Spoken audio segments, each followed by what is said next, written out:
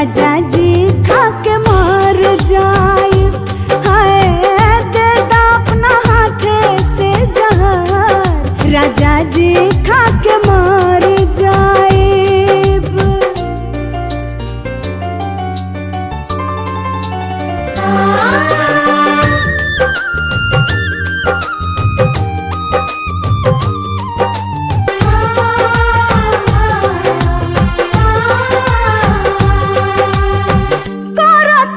बिनती राजा तोहसे हाथ जोड़ के, नेह तोहर धैले पानी नाना में बटोर के।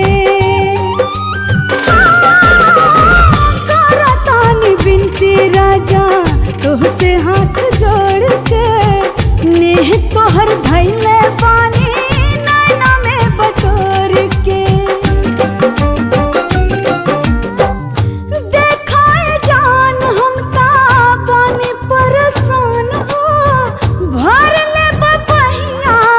तार जाए बनाता दे दा अपना हाथे से जहर, राजा जी खा के मर जाए। हाँ दे दा अपना हाथे से जहर, राजा जी खा के मर जाए।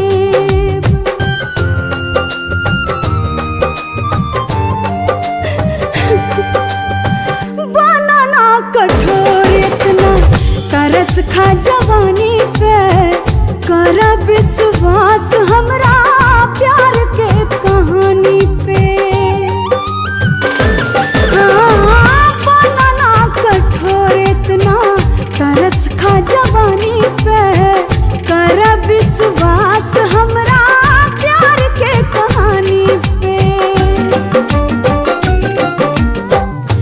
उठल बहुक दिल में कैसे कहीं दुख हो, लागत बीमार हम तब पर जाए बनाता दे दा अपना हाथे से जहर, राजा जी खा के मर जाए।